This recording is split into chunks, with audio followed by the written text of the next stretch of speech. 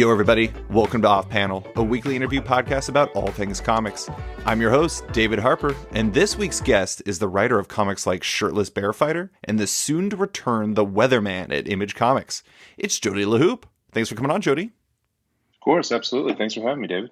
So we were talking about this just a minute ago before we started recording, and I was telling you about how normally when I do this podcast, it's like I do a lot of research. And you were one of the harder people for me to research because a lot of your interviews are very oriented on specific projects. You previously were on editorial, a lot of promotional stuff on social media. I want to change that a little bit by at least providing a little background on, the who, what, why, et cetera, et cetera.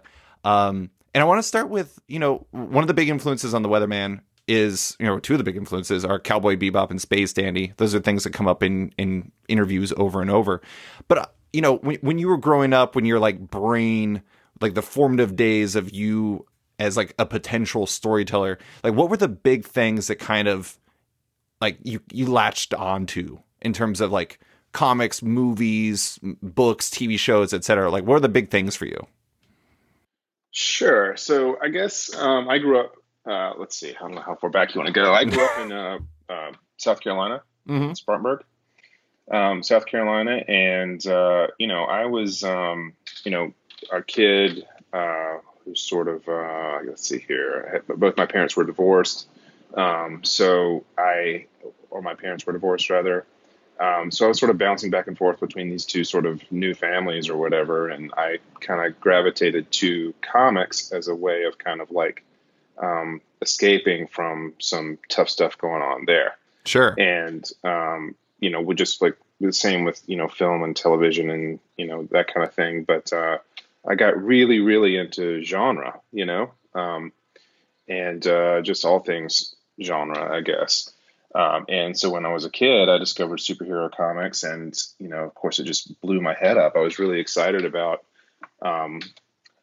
it because comics, I had a buddy of mine, a neighbor, who introduced me to, X-Men comics and, Wolverine and Daredevil and Spider-Man and all this. And, at the time, comics were more engaging than Saturday morning cartoons, for example. Mm-hmm. There was a lot more sophistication in terms of the drawing and the subject matter was definitely, felt like more of an older person than what I was then. And it felt like I was I wasn't supposed to be reading this, you know what I mean?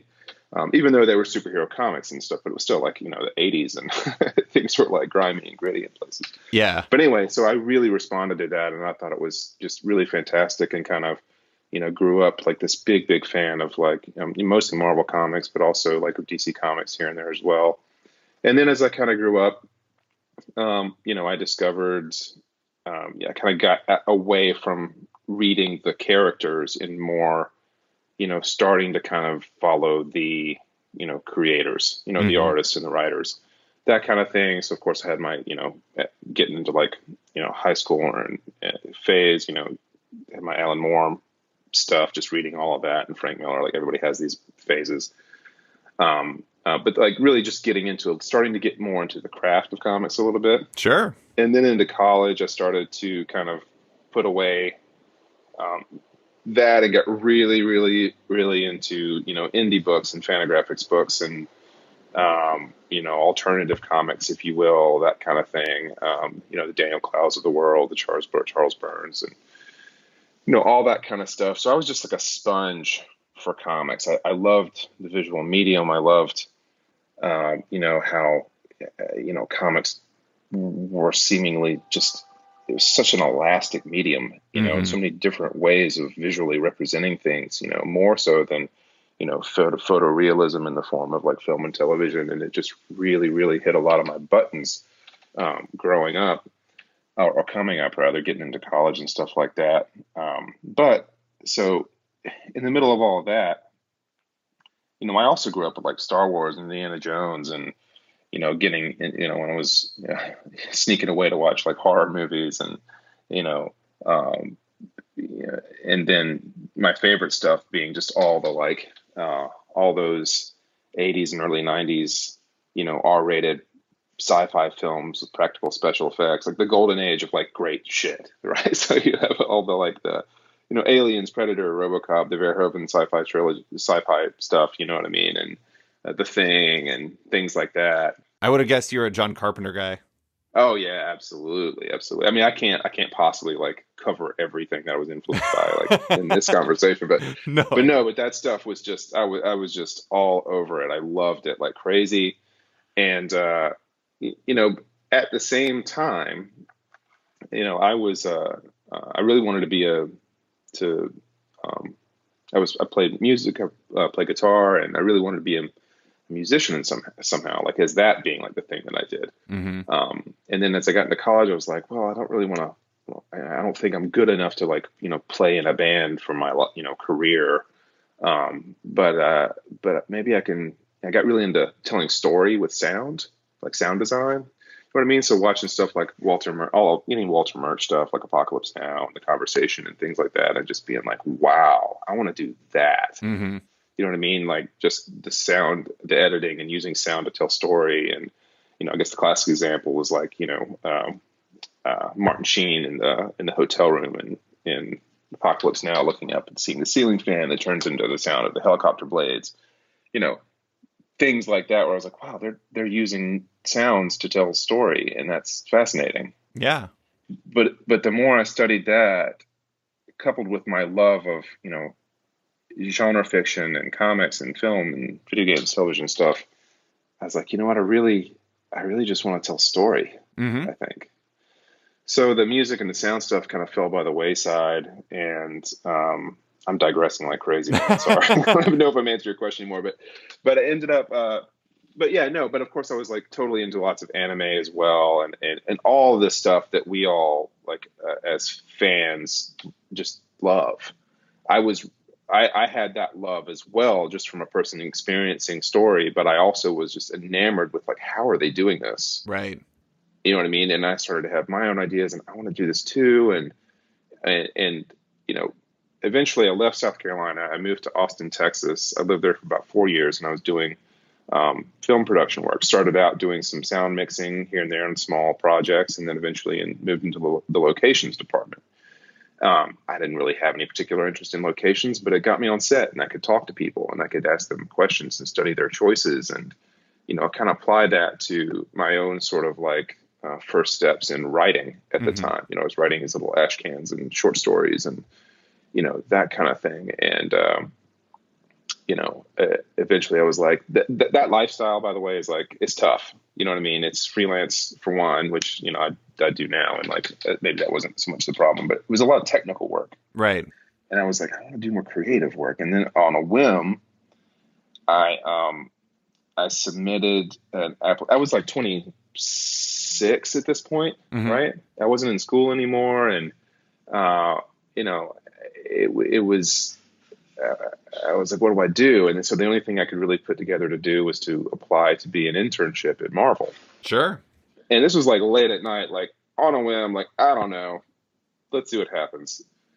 And I submitted that because I just wanted to be part of doing something more creative. Right. And my thinking is that if I can get into editorial at Marvel, I can study, more specific choices, in terms of comics. I could get to know some of the people in the industry. I can learn more about storytelling and art direction and, really just kind of educate myself so that with the goal of always returning back to the desk to tell my own stories. Right. But anyway, so I submitted this thing, didn't hear back for like 6 months, went on about my life. Got an email from Damian Lucchese at the time, who was the intern coordinator, and he's like, "Hey, you want to come be an intern in the trades department?"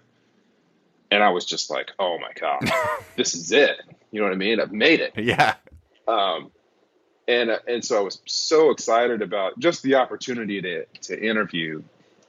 So I went up to New York, interviewed, got the internship, yay, which was great. And then I had to kind of be like, okay, back in Austin. Damien's like, great. How soon can you get here? And I was like, I don't know. When do you need me? He's like, can you get here in a week? And I was like, yes. Hangs up the phone. And then I'm like, oh, wait a minute. I don't have anywhere to stay. I've just signed a lease. I don't have school credit. Like, I don't know how I'm going to get that. You know what I mean? Like I had also have to quit my job as this location manager on a small feature that I'd just gotten. Right. So I was like, oh my God. So then I ended up having to like make some calls to friends and talk to my management company that I'd signed a lease with. And I went to a local community college and basically like pleaded my case to a department head there. Like, will you just sign the thing and give me the credit? Mm-hmm. Long story short, I did end up going to New York. And I ended up, crashing with my ex-girlfriend at the time. So it was a lot of like crazy to sort of, end up getting this job in editorial and as an intern. And long story short, ended up that turned into a job as an editorial assistant for a trades department, and eventually working in the X office as an editor. Yeah, yeah. Yeah. So that's my long story. Well, no, I mean, honestly, like when I do this research a lot, it's like I kind of feel like, I'm not saying everybody has the same answers, but I see a lot of the same stuff over and over. And your stuff, like especially for the Weatherman, it was just funny because like when I was looking at it, I was like, okay, Korean cinema's coming up. Paul Verhoeven, Cowboy Bebop and Space Dandy. You have a synthwave soundtrack. Brutal Noodles comes from metal music and your love of ramen. And it's like, it is a bit of, I mean, like, it feels That's like pretty good. That's pretty good investigative work there, David, to put it all no, together. but no, I mean, it's interesting because it's like, it's a kind of a disparate list of interests, and it kind of makes it feel like you're like a media sponge. It's like you really love a lot of things, and you kind of love digging deep into all these different things that we enjoy, but you kind of, I don't know, it's like, I don't think I've ever seen a Korean movie, even though my wife like has implored me to watch a lot of Asian cinema that I have not watched. And anyways, it was just when I was reading that, I was just like, damn, this guy is like coming from a completely different perspective than most other people I talk to. Yeah, I mean that might be the case. I love a lot of stuff. So my brain is just kind of like this soup of genre elements, and this was even true for like Shirtless Bear Fighter and the Weatherman. Like you can see, there's all these little like, references and influences and a lot of stuff kind of going on there for sure. But your wife is 100% right. Like specifically, like Korean like crime cinema is unbelievable. It's so good. Well, let's talk about the X Office time, because you were there during a very interesting time in my book. Like I personally find, I mean, I just did my 200th episode was basically a decade in review, and my guest and I both had Uncanny X-Force as a book that was in our 10 favorite comics from the last 10 years. Me specifically, sure. I had the Dark Angel saga, the one that you actually, near as I can tell, edited the first 22 issues of that run, which is pretty much the sweet spot of that. You edited Strange Tales and I believe Strange Tales 2, and you also worked on like X Factor and stuff like that. That's some like a really amazing mix of like top-notch superhero creators, but also the Strange Tales stuff. You're working with a lot of indie creators. What did you learn during that time from, those projects and kind of everything else we were doing in terms of like how you approach your own storytelling? That's an excellent question. Let's see here. So I'll start with the Strange Tales book. So Strange Tales was, just like a dream project for me, right? Like coming from someone who loved, indie comics and loved, I mean, geez, man, I got to work with Jaime Hernandez and, all these amazing, so Jason, Mm-hmm. Kate Beaton did some stuff for us. I mean, I don't have to go through the whole list of everybody, but I mean, it was an incredibly special project. Like being able to like call these folks and be like, hey, do you want to do literally anything you want with these characters, so long as it's, publishable from a standards and practices standpoint? And then most of the time they're like, yeah, cool. All right. You know what I mean?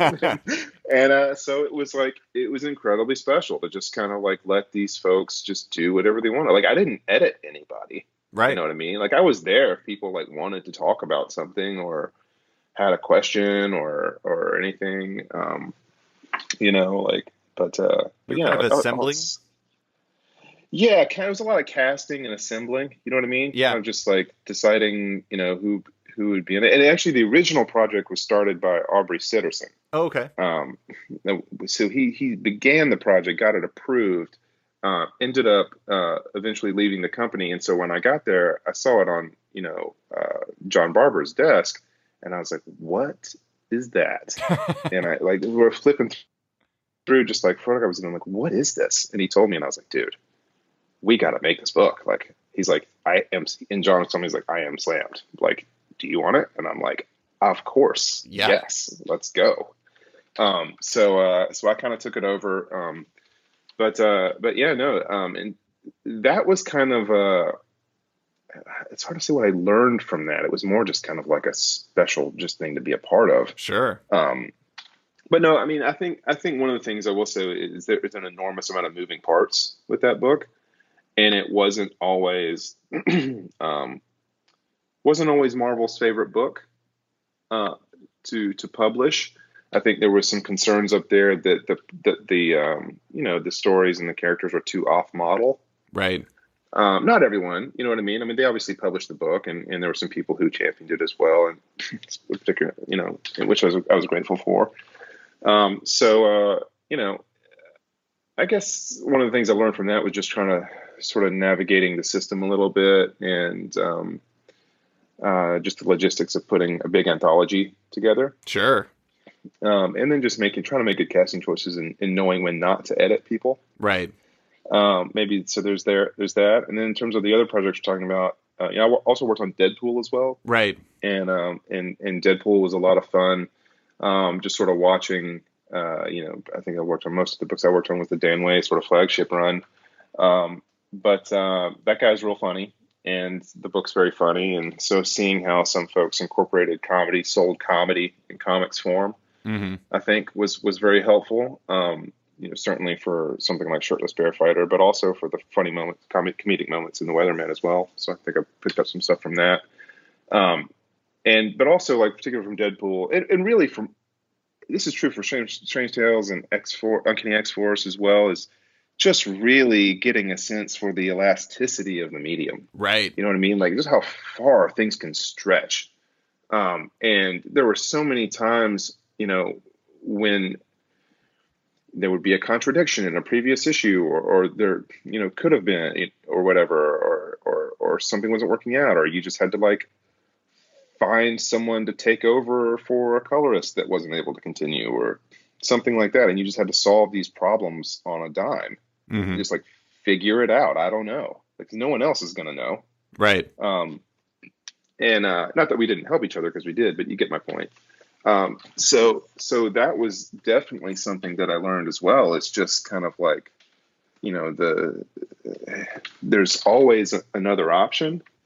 You know what I mean? And these characters are not really breakable in a lot of ways. You can really bend and stretch, which was a cool lesson to learn. The other thing I learned was just spinning all those plates, man. Yeah. Like, there's so many different, like, jumping from genre to genre, even within, and by that I mean it's all superhero comics, but within the superhero comics, there's a lot of genre storytelling. And so you have to like keep a lot of those plates spinning and jump from different project to different projects. And then with Uncanny X-Force was kind of, another, if Strange Tales was like my indie baby, then Uncanny X-Force was like my big budget, superhero baby. Right. And I worked, really, really closely with Rick and Jerome and Assad and Dean White, who's a colorist on the book, Matt Wilson for Assad's run. You know what I mean? So we all kind of, there was a lot of, a lot of planning and a lot of cracking story and a lot of, working very hard to make something that would stand the test of time and that was special. I mean, look, like Uncanny X-Force was a throwaway miniseries, right? Like, no one had any expectations that was going to be a thing. And, I think that was just a moment where I was like, you know what, let's really like put our backs into this. Let's make something special. Yeah. With this time that we have. And I think we did. Uncanny X-Force, that run that you're talking about there, that first, 18, 19 issues, was a really special time. I think, that we kind of bonded as as creators and myself as editor at the time. And there was a lot of adversity putting that book together. We had, I think, 18 issues of Assad Rivet covers. It Mm-hmm. was tough. Like you'll never see that again. You know what I mean? And also just kind of keeping people, on task and producing and, minimizing the places where we needed to bring in other people, and just trying to streamlining things to, again, make something that we thought was going to be better than it had any right to be. And I Yeah. think we did. And it's one of the things I'm most proud of in terms of the books I worked on up there. Yeah, no, it's I think both of them, both that and Strange Tales in particular. The thing I appreciated about both of them is like they kind of showed that you could do different stuff with superhero comics than what you would normally see. Like especially Strange Tales, obviously. Strange Tales, Oh yeah, you get like Kate Beaton on there, and you're going to see some like very atypical stuff, or like Jaime Hernandez right. or whomever. Or And Jonan Vasquez, or exactly. exactly, yeah. And I appreciate that because, and I actually, the funny thing is like, I feel like I'm not surprised to hear that there was like a somewhat complicated relationship with that comic internally at Marvel, because like I feel like to a certain degree though that has been an influence in like where things have went. Like, you look at, Unbeatable Squirrel Girl, they did that zine issue, and like that, I mean, like obviously they're not like, let's do Strange Tales in this comic, but it kind of feels like, like Strange Tales was like an antecedent to that to some degree. But anyways, but no, I mean, I think that's all really, like, those projects were amazing. But one of the things I'm very interested in is like, do you feel like I hear from a lot of people that like not every person is necessarily cut out to do a pure creator owned comic like you would do at Image. And I mean, do you feel like your time in editorial really impacted how good you are at spinning, like all the background stuff that nobody sees, like not the creative part of making the Weatherman, for example, but like all the management of production and doing all the stuff like that? Like, did that change things for you, you think? Oh my gosh, absolutely. I'll be honest with you too, man. Like when I left editorial to go back to writing and making my own books, there were absolutely days when I was like, you know what, I should have been doing this the whole time. You know what I mean? You should have been writing. I should have been writing, right? Like, because the cynical view, is like, well, I'm working on other people's books. You know what I mean? Helping them make theirs. But that's not true. The truth is that, and I think about this constantly now, is I learned so much about how to make comics, about comics craft, about working with people, about managing people, about about story, exactly what I set out to do, about storytelling in general, and working on scripts and pitches and art direction, and building up this incredible Rolodex of people that I could call and solicit help from to put stuff together. Mm-hmm. It's where I met Sebastian, who was my partner on Shirtless Bearfire. That's where I met my wife. Mm-hmm. But absolutely, yeah. I mean, and the editorial experience has equipped me to hit the ground running much, much faster. I learned a lot of the lessons in editorial that a lot of people learn as a creator-owned or as a creator, and it's better to learn them as an editor than as a creator, I would think.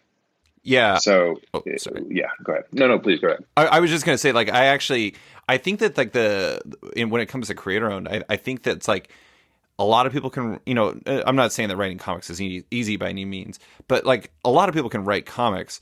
Managing all of the background stuff is a skill set that a lot of people have to learn. And you were, fortunate enough that you had that editorial experience that probably aided you in getting through that a little bit more seamlessly than others would. Sure. I mean, I had that experience of work, and this is even after I left Marvel as well, and I was at Valiant, for a year. So I Mm-hmm. helped them relaunch their company. So I was going from this, very, very obviously Marvel, this big company to, what amounted to a startup at the time. And in both cases, you're still having to interface with different departments and understand what they do and what they bring to the table, and how it all works and fits together. And then when you go to work on an Image book, you know, a lot of that there's not, Image obviously has people in place to help you, and they're extremely helpful. And love working with them as a publisher. But there is the onus is on you as the creator to kind of organize yourself internally, Mm-hmm. and also, there's a lot of room for you to promote your own books. And so there's that aspect as well, but all the legal stuff, you know what I mean? All the internal management, you're the one who has to, help manage all that. And, so the editorial experience was absolutely invaluable. Yeah. You did mention the Rolodex. I do like that it seems like you dove into the Rolodex for variant covers for the Weatherman. And that, it's a pretty nice list. Like, you worked with Jerome Opeña. I do think it's funny. Like, I associate a lot of the variant cover artists with, if I'm going to give it a name, I guess I'd call it the Remenderverse. Rick's like featured players that he often works with in the art side, like Matteo Scalera. Right. Is it Bengal or Bengal? I don't know actually know how to pronounce. I think it's Bengal. It's Bengal. Okay. Yeah.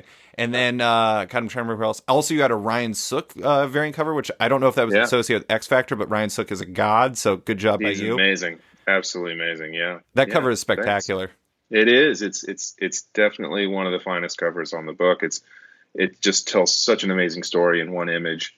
But yeah, no, I mean, we have a lot of incredible variant covers on the book, and work with a lot of great artists. And same with Streamer Shirtless Bear Fighter as well. We have a lot of great artists there too. That Paula Rivera one is just, man, give me a break, right? Like, forget about it. That is like the most ridiculous cover ever. I mean, I love it so much. Yeah. Yeah. I really do think that Paolo's, all he's trying to do is just make people want to quit. Really, like, it's completely crazy. Like, but yeah, that cover absolutely is incredibly iconic and amazing, and we were very fortunate that he was up for it. Yeah. Yo, everybody! I want to take a second to talk about my friends at TKO Studios. TKO Studios is a new comic publisher that launched with what the New York Times calls an impressive slate of talent. They publish books by top creators, including Roxane Gay, Jeff Lemire, Garth Ennis, Gabriel Walta, and many more. TKO also does things differently than other publishers. They binge release their books and offer each title in whatever format you most enjoy reading your comics in, whether that's a 6-issue set in a collector's box, trade paperback, or digital download. I'm a single issues guy, so I went that route and I love the collector's box. Even better, all of TKO's first issues are free to read at tkopresents.com right now. So if you're curious, visit tkopresents.com to give them a try, or follow at TKO Presents across all social platforms. And if you're a store that's interested in stocking TKO's books, email retailers at tkopresents.com to learn more about one of the best retailer deals in the industry. And now, back to the show.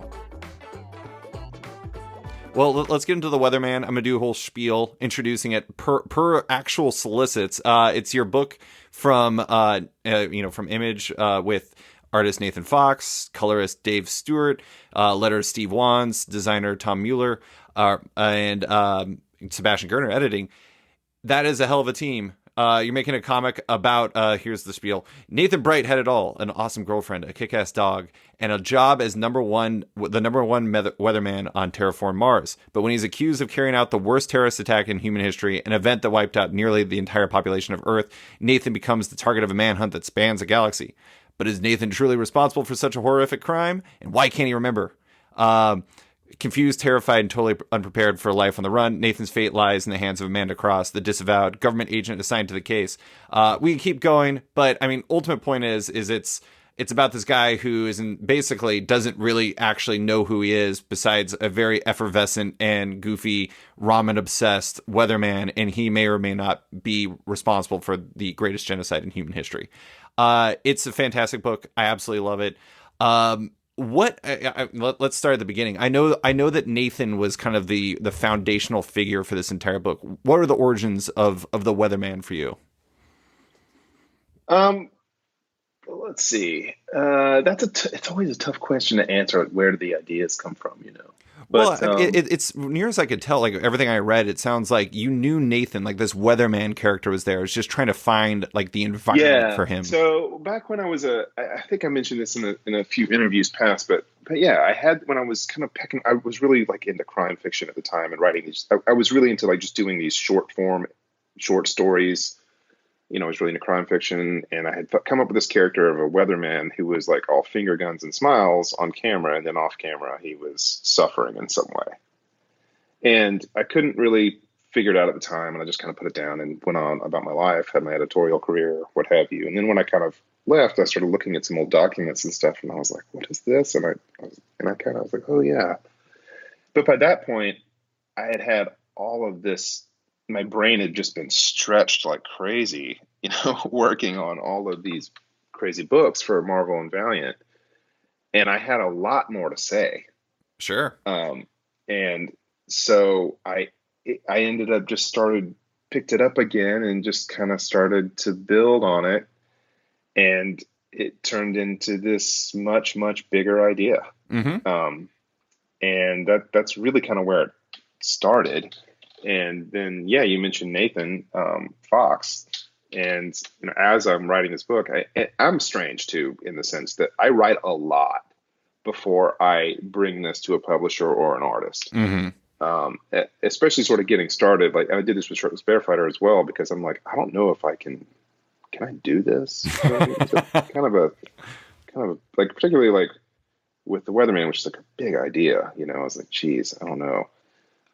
So I ended up writing like a whole arc of scripts before I even approached Nathan Fox about it. But I found that, and I knew Nathan just from when I was working at Marvel. I reached out to him a couple of times for covers, but I loved his art. Yeah. I can't, to this day I can't explain why, but I absolutely could not get his art out of my head, like for some reason. In regards to the Weatherman? In regards to the Weatherman, yeah, I couldn't. And so I knew that, like, well, okay, well, I mean, he's top of my list. I'll talk to Nathan, see if he wants to do this. He's obviously going to tell me no, and then I'll figure out what I'm going to do next. So I reached out to him, and I was like, hey.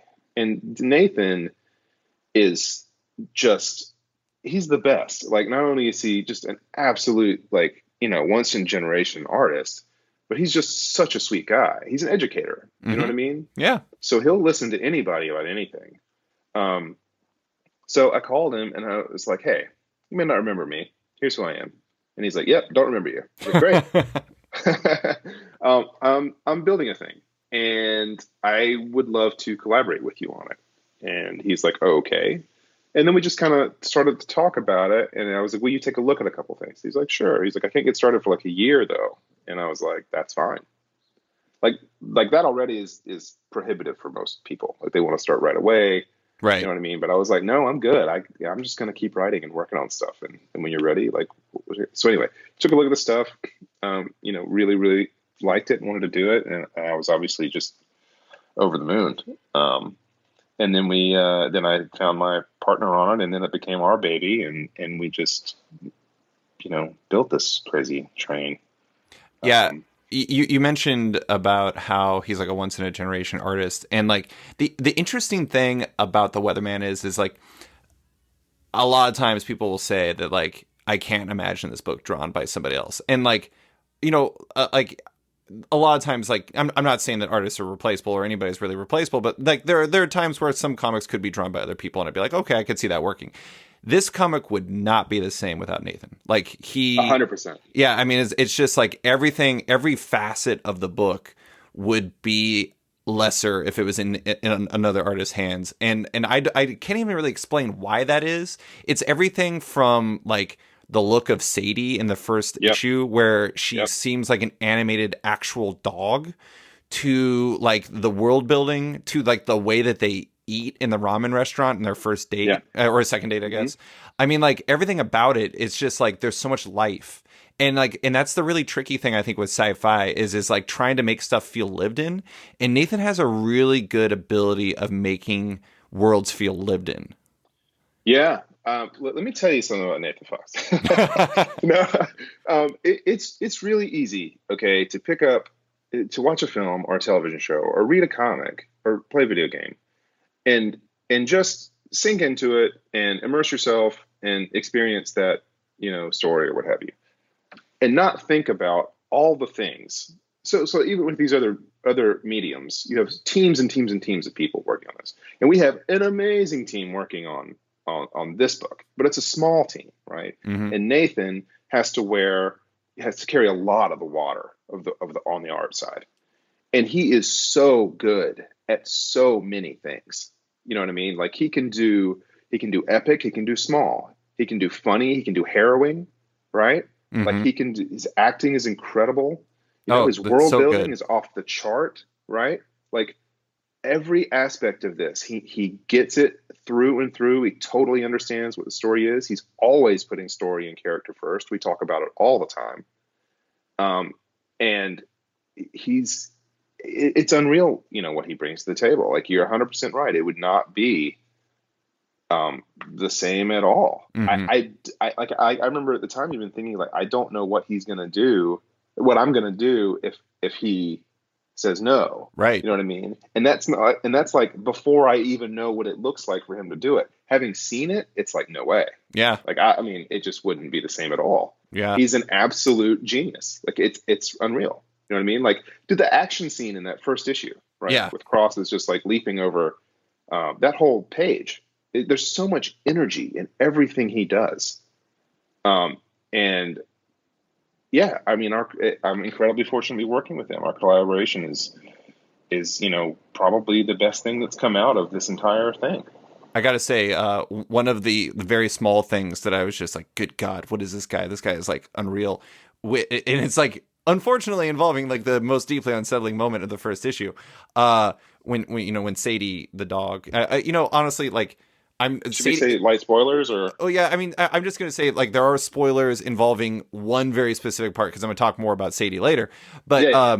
But like when when Nathan Bright, the main character's dog, is shot, like this is a weird thing to love about it. I'm horrified by what's happening on the left side, but the fact that the shots from the marshal are saying like "vip," like that little "vip" sound effect that he does. Actually, I guess technically I don't know if it's the marshal that's shooting, but either way, it goes "vip," and it's just like it's such a like a perfect sound effect. It like plays in my head just seeing that, and I can hear that sound. And it's funny because it's like a little subtlety, and it like the way he does it in his hand is just so perfect. I don't know. I mean, I hesitate to ever say somebody is doing the best work of their career, but I really think this is the best work of Nathan's career. It's amazing. I agree 100%. I completely agree with you. So when it comes to the world building, though, is how does that work? Because so much of it is visual, obviously. Right. But do you guys discuss what goes into it? Do you just leave it to Nathan? How does that work? No, not at all. I mean, I have, a whole document based on world details, and we discuss it, at length, but I can write, a million pages of document, and Nathan's still going to bring a million more just on the visual side alone. So we discuss kind of everything. We have these overarching sort of tenets of the world and how things kind of work, and how we wanted to to have a world where it wasn't like laser beams and flying cars. It was cars have wheels, and people use lighters, and toothpaste comes in a tube, and things look worn. They're not fresh and new and clean and utopic. They're kind of like they are now, which is a kind of mix. And so there was a lot of talking about that, and then kind of going from there. Yeah. Yeah, I really love all the world building. I do want to say that, like, I feel like in a deeply futuristic story, it is very necessary to have a lot of noodle joints. And I do love that you have your own particular one in Brutal Noodles, which is a very good name and also a very good logo. Yeah, I agree with you. It was irresistible. You know what I mean? Where it's like, we've got this cool idea for a shop, and we've got this cool name, and Nathan and I talked about, ideas for the logo and stuff. And of course he nailed it like crazy, and to where it's just like, wow, okay, we're going to use that to help define the book a little bit. But no, you guys yeah, made shirts? Noodles super fun. We did make shirts. We actually have some more stuff on the way, knock on wood. But that's awesome. But we have some shirts for Brutal Noodles, and they're a big hit. People seem to love them. So the trope of every like future story having like noodle joints like all over the place, like Blade Runner and Fifth Element, and et cetera, et cetera. It's funny because it's like a lot of tropes start to feel very tropey, but that one Mhm. it's just like, it's the logical progression. It's kind of how it has to be, right? I agree with you. You know what I mean? There's an earnestness about it, and there's a fun that it's having, um, that works for whatever reason.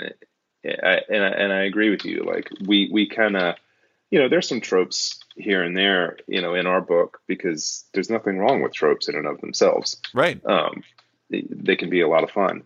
But yeah, this is kind of very much our version of that.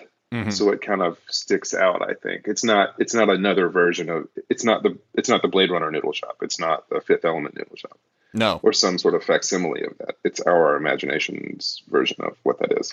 Yeah. The one last creator I want to talk about on the book before we jump into some character stuff is Tom, the designer. Yeah. So I realize I may have mispronounced his name earlier. Is it Muller or is it Mueller? You know what? I don't actually know the answer I to had him on my that. podcast, and my memory is just completely shot. I apologize, Tom. You're amazing. I'm terrible. But either way, he is like, I love his design. You guys even did an interview with Print Magazine, or I think, Yeah, yeah, about the design. yeah. Why? A lot of times it's like, I feel like in creator-owned books, like two things that will occasionally get cut just for budgetary reasons are having an editor and having a designer. And you decided you wanted to have Tom. Why was that something you had to have on this book? It absolutely was. I mean, Tom was the first call we made, because I think that Tom is doing some of the smartest, most engaging design work in comics, like kind of hands down. I mean, there's a couple of other folks as well, but Tom's amazing, and we knew that we wanted someone to create a look for the book that was undeniable. You know what I mean? In terms of recognizing what it was and creating a brand recognition for it, that also helped sort of sell what our book was and what it was about. And um, he ended up creating, just really what I think is one of the best logos around. I Hmm. mean, it's so cool too, because when we started to talk to him about it, Tom's sort of, I think I mentioned this Print Magazine. He would, Tom sort of, he lobbed us a couple of like general direction. Here's a couple things. Anything sticking with you? And we were kind of like, here's some notes. And he's like, great. And he turns around, this logo, right, in a bunch of different in sort of colors and setups and stuff. And we're like, wow, Yeah. that's cool, but I don't really know. For whatever reason, we didn't get it at first. Uh-huh. There was something there was a simplicity to it. I think that we were like, well, I don't know, right? Because Nathan's art has so much energy, and we kind of like we moved on and we tried a few other things, but of course came back to it later. And Tom always knew we would. He always knew that was the one, right? And so we came back to it, and we couldn't get it out of our heads. Yeah. We were like, how did you do this? Like at first I was like not sure, and now it's like undeniable, and it has to be this now. And he's like, yeah, I knew you guys would come That back. is hilarious. But yeah, no, it's great, but it's really smart too, because like that logo kind of cools off some of Nathan's art energy, Sure. on There's on like the a cover, in precision terms of there. like, right, like sort of splitting it between when you have the color field and the logo, and then you have Nathan's art. It's a really great balance. Yeah. And Tom was smart enough to sort of see that, and it's really cool seeing the book on the shelf. It stands out like crazy. Like you can see it from space. Yeah. Um, so we're just, again, just couldn't be happier to be working with Tom. He brings so much to the table, not just on the logo as well, but even the interior sort of designs for books, and our trade looks amazing. And he is a badass for sure. He is. No, he's my favorite designer. Honestly, it's like it's funny because you were talking about following creators before, and about how like that's something you started to do. And I actually have found that quite often, like the best creators to follow are in my book are like designers and colorists, because they have enough bandwidth that they can do multiple books, but they're also like able to be choosy enough that like it's like, oh, I know I'm gonna like something that Matt Wilson does, because Matt Wilson's like gonna do 6 books and he's gonna make sure they're the right ones for him. And like Tom's kind of the same for me. It's like I'm pretty confident that if Tom is involved with the project, that it's going to be something that's definitely worthwhile. And I love his stuff. But all right, let's jump in. I want to talk about some of the characters going forward. There are going to be, some spoilers about the first arc. I mean, honestly, like with Nathan, who we're going to talk about now, Nathan Bright, the main character, is interesting because it's like, from the solicit that he may or may not be like this person. Once upon a time, before his memory was wiped, he had been involved with this great genocide and everything like that. And it's one of the funny things about him as a character is, so when you were talking about your original thought about the Weatherman, this like likable person on screen, but this like kind of morose person off camera, it made me think of more of like a Phil Connors from Groundhog Day type, where it's just like they're a malcontent off screen. Right. But Nathan, the funny thing about him is he's like the most hated character in the world underneath this like identity that is honestly the most likable character in the entire comic. And it's a very fascinating dichotomy to read. That's right. Yeah. Yeah. Because I think we're challenging a lot of that, our notions of people, right? Yeah. About what is good and bad, and who is good and bad. And who are you underneath? Or like, who are you in reality? Right. Yeah. Like it's an incredibly gray book. There's not a lot of binary in this book.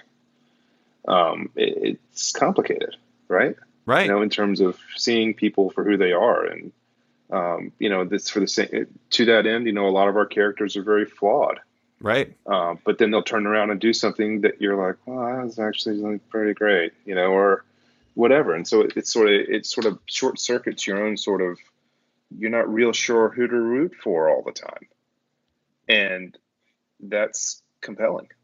Well, and I find like, so like Agent Cross is like a very good counterpoint to Nathan, in the sense that she's like an MSA agent. She is like a law enforcement agent.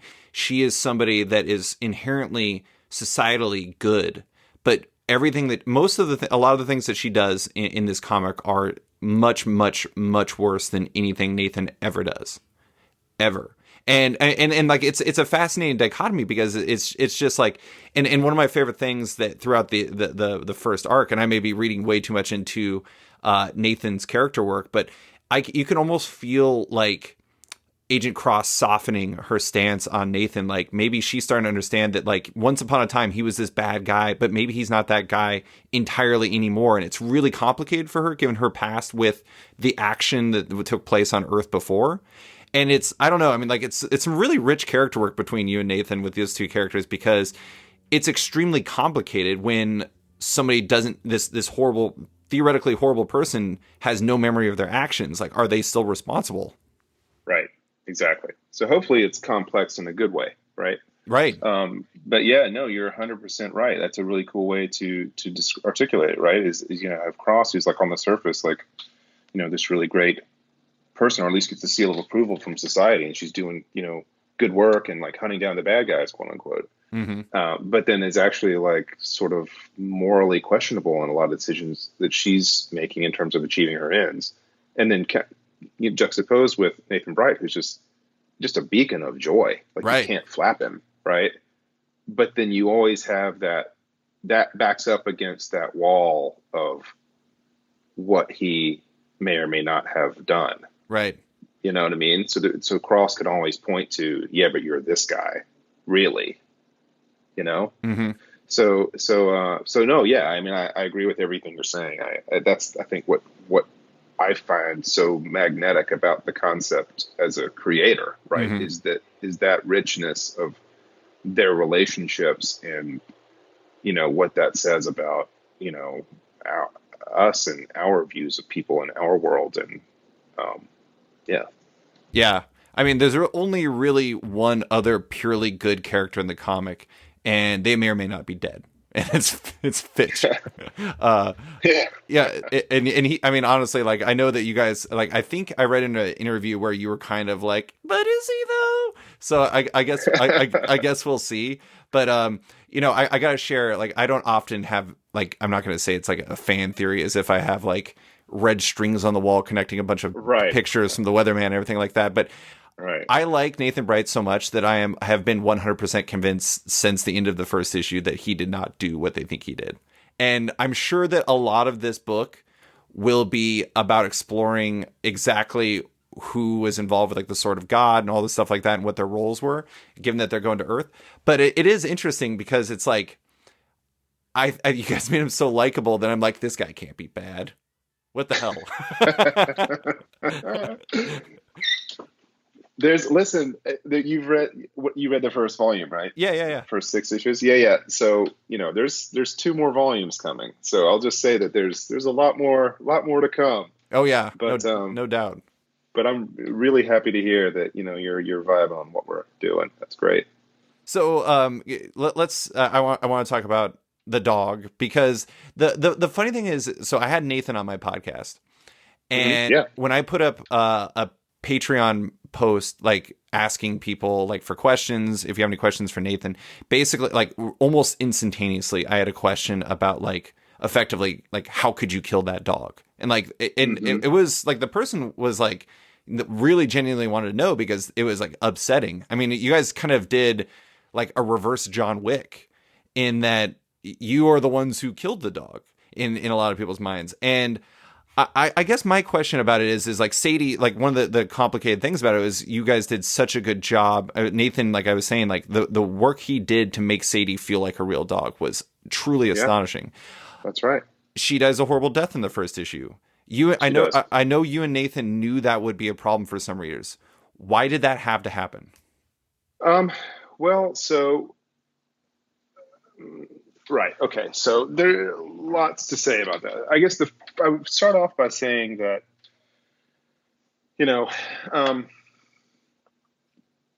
terms of, I'll start out with this, all right? The story purposes that it served, right? Just the coldness of the, like, why did it happen? Right. It served a number of purposes. It took something significant away from a character that seemingly had everything going for him. Mm-hmm. It essentially broke Nathan Bright down so that he could then rebuild himself and define who he was over the course of the story. It also speaks to the chaos and, unintended consequences of violence and violent acts, like the messiness and spillover of revenge and the pursuit of justice, which is one of the themes of our book. It helps sell the idea that no one is safe because no one is, right? Which keeps tensions high as we move through the story. And finally, it helps sell the idea that our characters are flawed. Yeah. Particularly in, the torture scene with Agent Cross in issue 2. But the thing is that, when people say things like, why did you do that? That they're basically saying that hurts. Right. And of course it hurts. It's super painful. It's not just painful for the characters and for readers, but for us as creators. I'm an animal lover. Nathan is as well. And beyond that, we really feel for Nathan Bright and Sadie when it happens. Right. So we have enormous sympathy for folks that were affected, by Sadie's death. We hear people say that sucked all the time, and we're like, yeah, of course it did. Mm-hmm. And we talk about it and other moments in the book and what we've got planned, and both parties walk away pumped for what we're doing and where we're going next. Because, remember, Sadie's death is one small part of a larger story we're telling. Right. The second thing I'll say is that, it sounds bad things happen in real life. Tragedies occur. People get sick. People die. Animals do. And so why are those things off limits in story? Right. They can't be, our job as creators isn't to comfort readers. It's not to sell comics. It's not to please everyone. Our job is to tell story as honestly as possible. And sometimes story hurts, man. Mm-hmm. It hurts, and some people are okay with that and some people aren't. And that's all totally cool.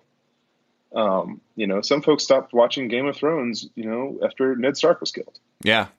But a lot more stuck with it because they were engaged and excited by the choices and the characters and and we're making, and I'm sure they're glad they did. Same thing here. We have an incredibly excited fan base that trusts that we know what we're doing and can't wait to see where we're going next. And we earn their attention because we're being truthful and human and asking big existential questions we don't know the answers to. The painful moments are just stops along the way, and we're all going to move through them together. Yeah. I do think the interesting I mean, we like, and believe me, like I have two cats, and if either of those cats were remotely injured in any capacity, I'd be like horrified. I would just be like a devastated person.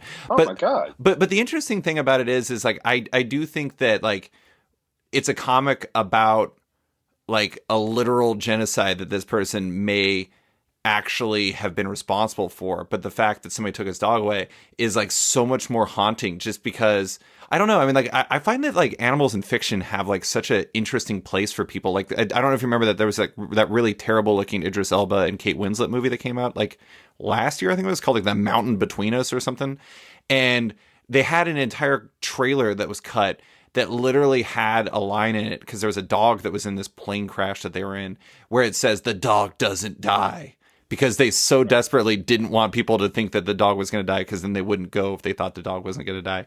And I don't know. I mean, I'm by no means saying like, like it was a good thing that you did that or something like that. But I do think that there is a really weird relationship we have with like animal deaths in fiction versus actual human deaths. It's a fascinating thing. It is 100%, because there are people who are so upset about the dog because it's haunting, right? Yeah. But that don't care at all about any of the humans that were killed in the book. Right. You know what I mean? And I can't speak to that. I mean, I think it says more about the people who are upset than it does to our choices as creators, if that makes any sense. Because we can't really worry about. So that's the thing too, right? You have these big budget feature films that have to be as mass appeal as possible. They have to reassure you about all things at all times in order to make their budget back, really. One of the beautiful things about comics is that we don't have to do that. We can be honest with you. Like, this comic will never lie to you, ever. Mm-hmm. Right? And that means that there are going to be some tough things along the way sometimes. But we're going to earn those moments. When we do find those like moments of joy, and there are plenty of them in The Weatherman, they're going to feel earned. Mm-hmm. Because we've all, suffered in a good way along with these characters. So, for people who are upset about the dog, look, I get it. It hurts. It's supposed to hurt. And if you want to put the book down, I understand that. I would hope that you would continue reading, and I think people who stick around will find that it'll all be worth it in the end. Yeah. I do like that you guys have a new animal character coming back or coming in the second volume. I feel like there's like, to a certain degree, people who are like who love the book are like, oh, not this again. I hope this animal has the most plot armor that's ever existed. I kind of make it a point not to offer reassurances to readers, but I will say that we're very excited about the new character. Yeah, that's great. The combination looks fantastic. But so let's jump into the second volume a little bit. Just a few more questions. The big question I have, and I mentioned this to you before we started recording, is like, you did first 6 issues. Most comics would move on to number 7. You guys had a gap between, because like Nathan's busy with school, doing all kinds of stuff like that. Oh yeah. You, instead of doing number 7, you're jumping to a second volume with the new number 1. Right. Why'd you decide to do that? So I think that Nathan and I, we've talked about this for a while, and we really, really love the seasons model. I love it too. We see it, like exactly the same thing as a season of television. Season 2, the first episode of season 2 of Better Call Saul, doesn't start with, episode 11. Right. It starts with episode 1 because it's a new beginning of sorts. It kind of it sort of is deferential to the fact that there was a break in between spots. and it's inviting for people who, want to experience the story, but don't feel like they have to watch 10 episodes previous to enjoy it. Mm-hmm. So for us, it's kind of, we liked the aesthetic value of it, the elegance of that, but we also thought that it, created an environment where new people would feel more comfortable checking it out. They would mark it kind of as a beginning of the second chapter instead of a number 7. Yeah. Yeah, and a new number that one. Answers your question. Yeah, totally. I mean, and also like a new number 1 typically does better than a number 7, and so like it works as a better jumping on point in 2 different ways. I do think like I love the season model. The problem with the season model in comics is, by and large, when people say they're doing the season model, it's kind of doing lip service to the season model as much as it is actually doing the season model. Like, how so? What's that? I didn't let you finish your thought, but I was asking how so.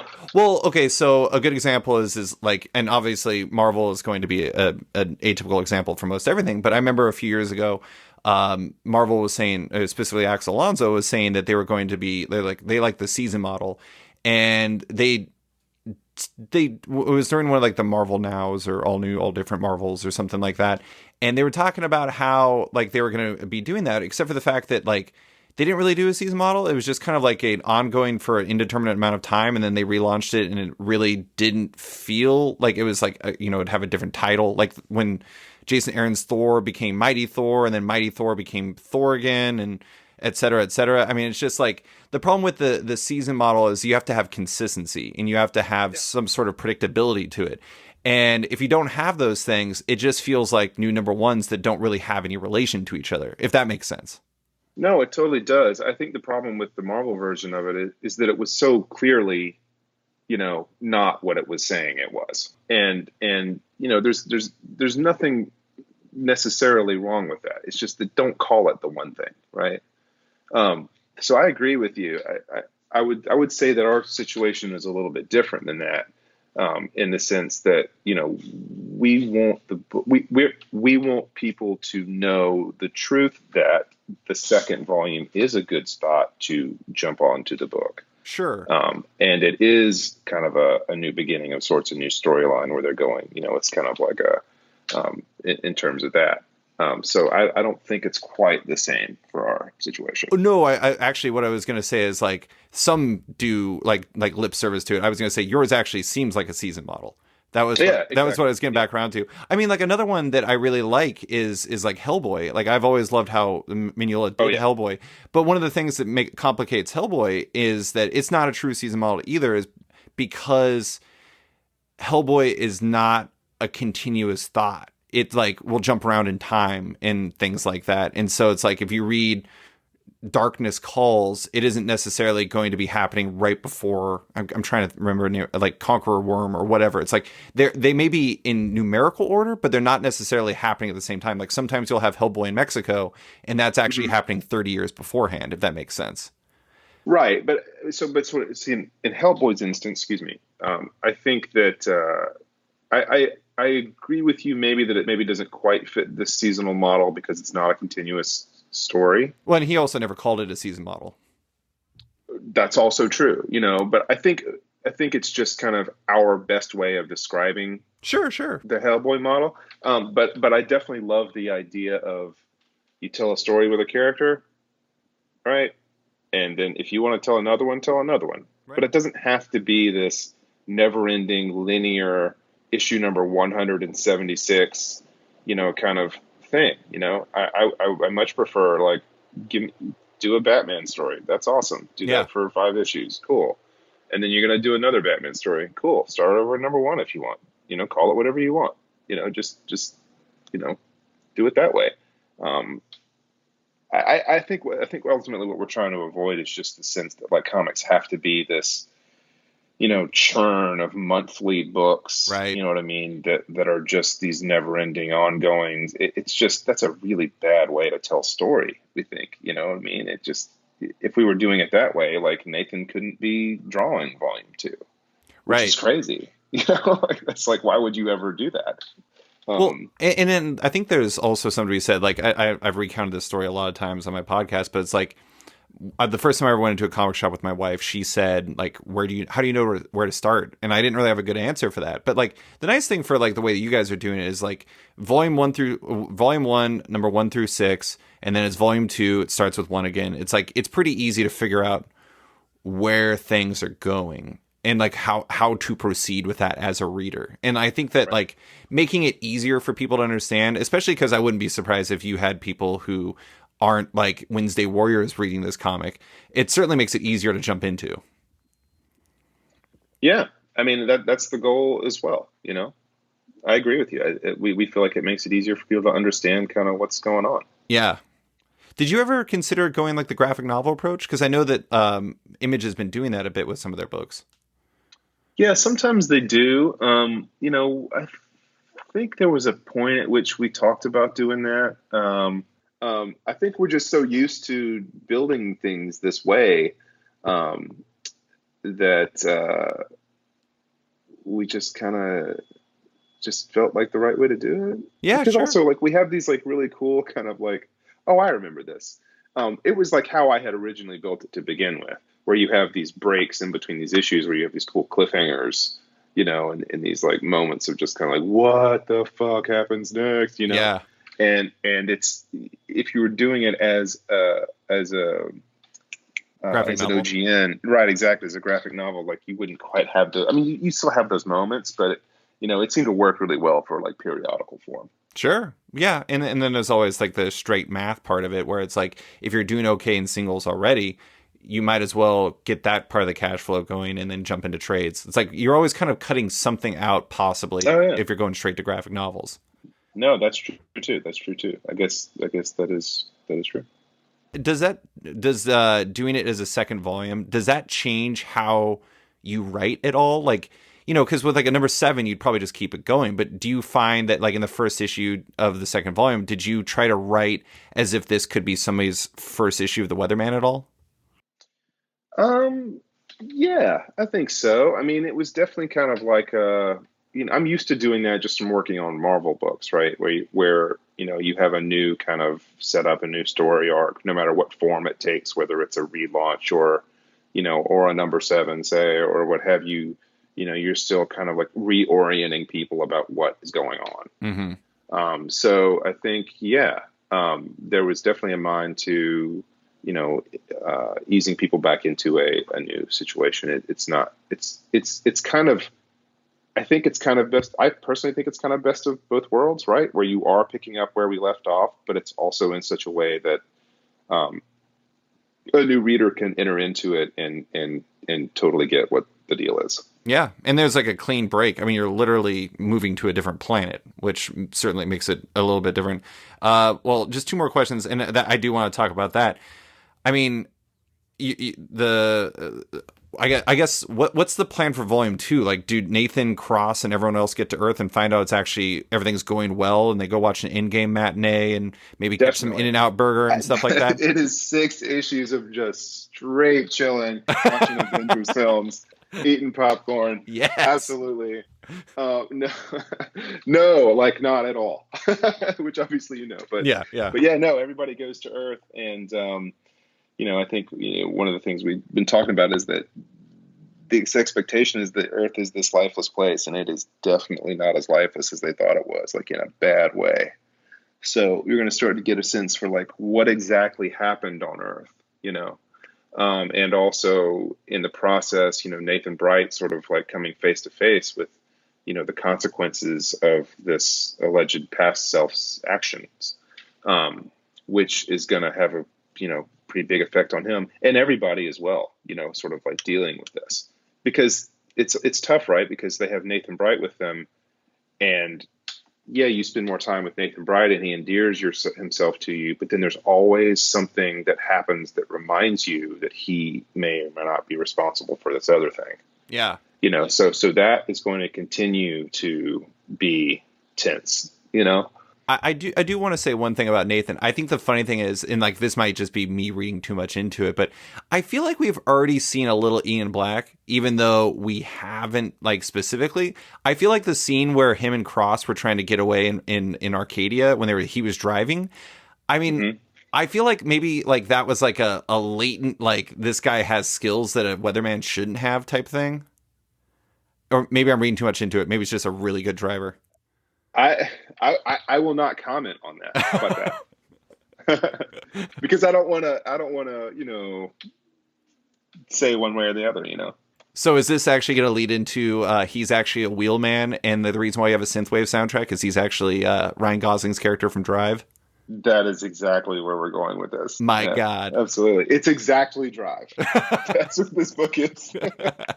Okay, so last question I have for you is I want to talk about marketing the book really quick because, like I said, I mean you have a synthwave soundtrack. A soundtrack by itself is fairly atypical, but you actually have. I was actually listening in preparation for this, listening to a synthwave playlist on Spotify, and I work in an advertising agency, and I had somebody in my office like, "What are you listening to?" And then I had to explain synthwave to him, and it was like, he's like, "I really like it," and I'm like, "Well, we got a new synthwave fan." Yeah. You had an interview at New Retrowave, which is not a normal comic book site. You had an interview at Print Magazine on design, which is another not normal comic thing. I was curious about like what you're doing to promote the book and why you're kind of going these different directions. Like, why do you view that to be necessary, I guess?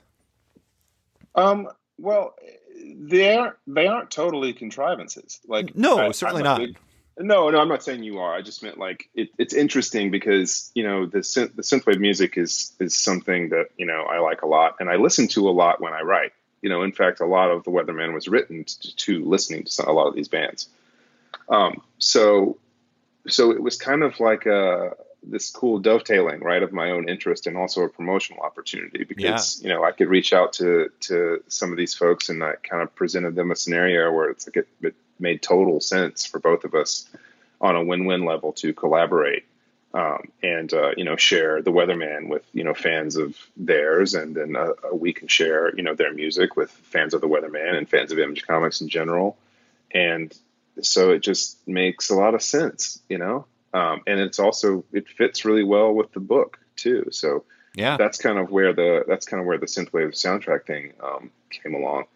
And then on the other side, like with Print Magazine, I think just Tom's design was so strong that we thought it was. And Print Magazine doesn't always cover comics, but Tom's design work is of that caliber, and we saw an opportunity there to sort of see if they'd be up for, deservedly covering the work that he does in general and with our book specifically. Mm-hmm. Yeah.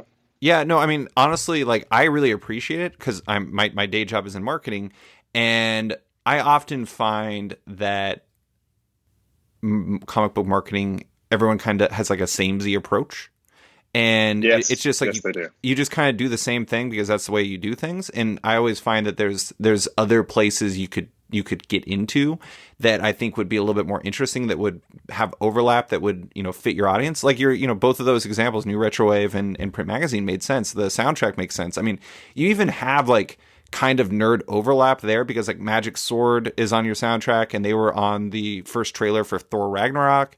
And like Lematos, or I don't even know if I pronounced that right. Apparently I can't pronounce things. That's the theme of this podcast. You're doing great. They did Turbo Kid. I mean, like that's like, I think a lot of people know Turbo Kid. It was like a streaming like cult hit. And like they did the music for that. And so I feel like those are things that could introduce an atypical audience for it.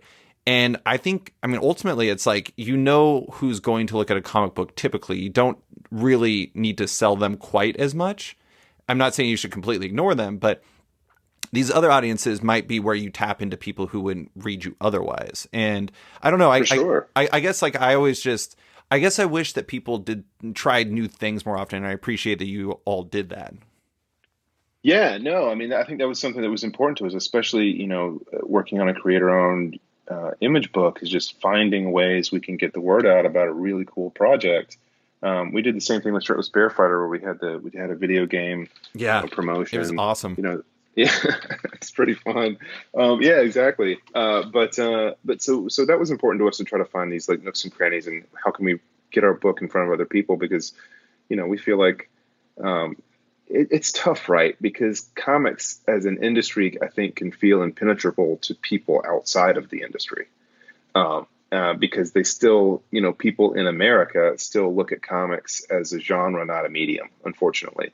And like folks like Image Comics are doing, amazing work helping to change those minds, for sure. But it still means you have to kind of reach further, to try to find those folks that might really get a kick out of what you're doing.